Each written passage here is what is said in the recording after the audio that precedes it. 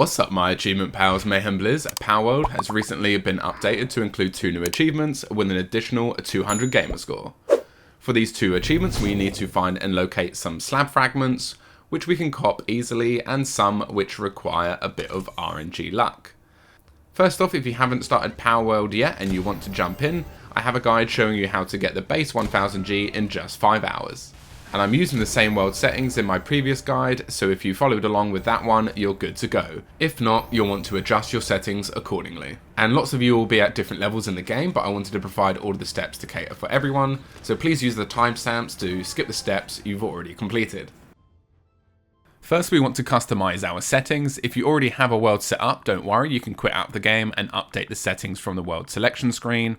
Otherwise, start a new world, give it a name, then select custom difficulty and then custom settings. So first, we're going to change the experience rate to 20 so we can level up a lot quicker. We're going to change the power capture rate and the appearance rate to max so we have a better chance of capturing more pals. Damage from pals to 0.1 so we can withstand more damage. Damage to pals to 5 so we can inflict more damage. Power hunger and stamina to 0.1 so we don't have to waste too much time feeding them. And the regeneration for health and sleep to max. Damage from player multiplier to 5 so we can maximize the damage we inflict to bosses. Damage to player multiplier to 0.1 so we can take more damage. Player hunger and stamina to 0.1 so we don't have to feed ourselves too much. And the regeneration for health and sleep to max.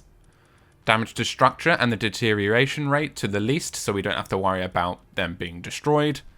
Max number of dropped items so we need to do less grinding and farming for items. Gatherable items multiplier to max so we can get wood and stone quicker. Gatherable objects HP to max so the trees and stones last longer so we can get more materials. And their respawn time to the least so when we destroy it, it respawns a lot quicker.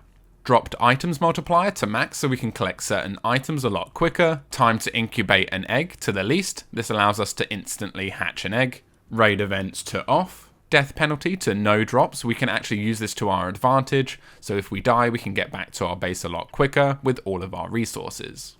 And then the guilds doesn't matter. And then max pals working at the base to 20.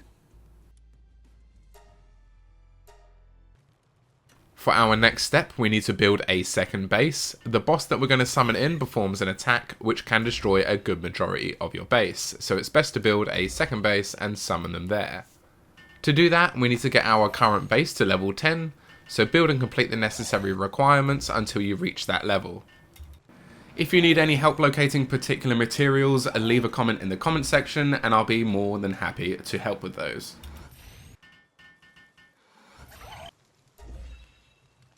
Once done, you want to choose an area you can set up your second base. I chose the Desolate Church as there is lots of ingot we can farm there. But anywhere with lots of room will be fine. Step 3, we need to unlock and build the pump action shotgun.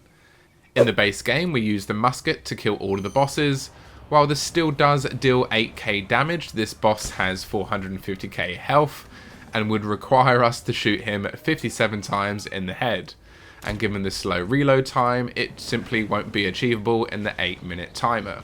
So we need something that deals more damage, and the pump action shotgun is the guy. But unfortunately, this does require a few steps. It's going to require refined ingot, polymer, and carbon fiber. To produce refined ingot, we need the improved furnace. To produce polymer and carbon fiber, we need the production line and the generator to power it. And we'll need an electric power type in our party or base to charge it. We also need to build the weapon assembly line to build the shotgun there. So unlock it and build that. And then you want to build about 150 shotgun shells. I built 100 here, and I kind of ended up a bit short on the second boss. I used about 20 shells on the first boss and 100 shells on the second. So for step 4, we want to find the Bellanoir Fragments. You want to visit wildlife sanctuaries to locate these.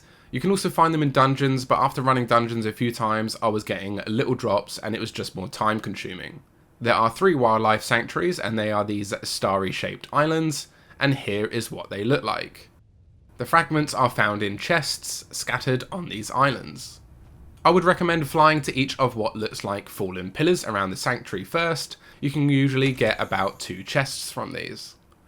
And then onto the sanctuary itself, you'll find lots of chests just scattered around, and they're pretty easy to spot. I was able to find 4 Bellanoir fragments from a single sanctuary. So onto step 5, we need to craft a Bellanoir's slab and build the summoning altar. So once you have 4 fragments, you want to head to your production assembly line and craft the slab.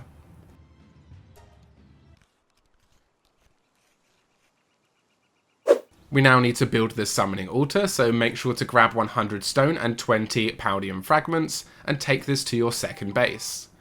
The summoning altar can only be built within a base as well, hence we're building it at an empty second base. Once you have both of those built, you're ready to summon our first boss. So step 6 is defeating Bellanior herself. So just make sure you have your shotgun ready. As mentioned before, I only used about 20 shells on the first boss, so make sure you have at least that.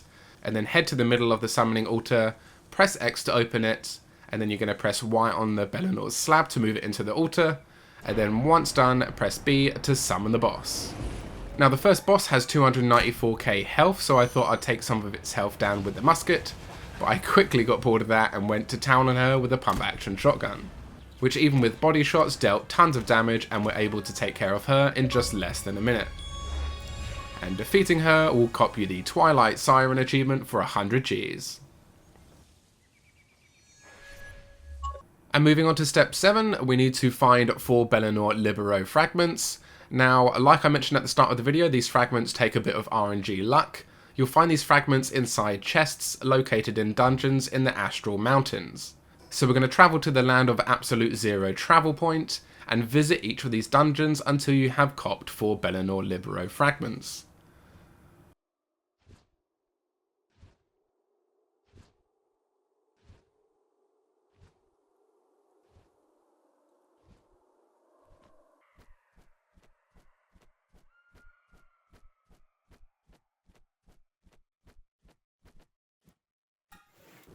Once inside the dungeon, I tend to always hug the right hand wall. So for example, when you come to a fork like this, always go to the first path on your right.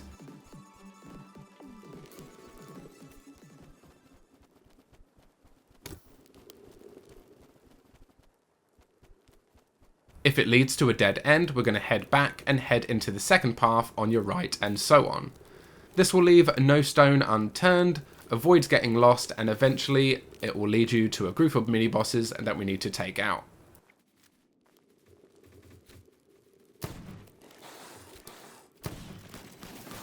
Which we can do with ease with our shotgun. And this will lower the force field and present 2 chests at the end. And if you're lucky, you will get the Bellanoir Libero fragment. If not, head through the teleporter to exit the dungeon, and on to the next one we go. Once you have got your 4 Bellanoir Libero fragments, you can skip to the next step. Otherwise, continue to follow along, entering these dungeons and opening chests.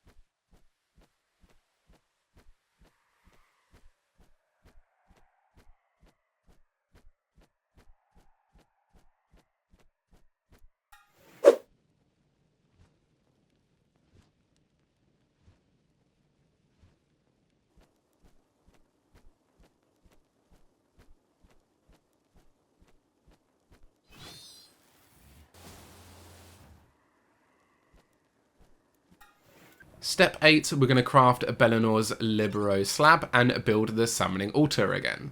So like before, we want to head to our production assembly line and craft the Bellanoir Libero slab. And then once crafted, make sure you have enough shotgun shells to take care of the second boss. Again, I would recommend 100 shells for this. And then before you head to your second base, you'll need 100 stone and 20 Palworld fragments to build the summoning altar again. And our last step, step 9, is defeating Bellanoir Libero herself. So head to the middle of the summoning altar, press X to open it, and press Y on the Bellanoir Libero slab to move it into the altar. Once done, press B to summon the last boss. This boss has 450k health, so if you have plenty of shotgun shells to waste, you can unload into her stomach. It doesn't really matter about hitting her in the head. Unless you haven't got that much ammo, prioritize shooting her in the head.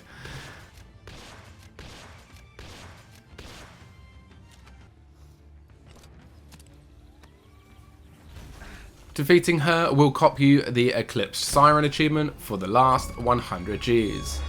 I hope this guide helped, guys. Thanks for watching, and if you guys could drop a sub on the channel, I'm trying to reach 3k, that would be awesome, and I'll keep dropping videos like this. Take care, guys, and I'll see you in the next one.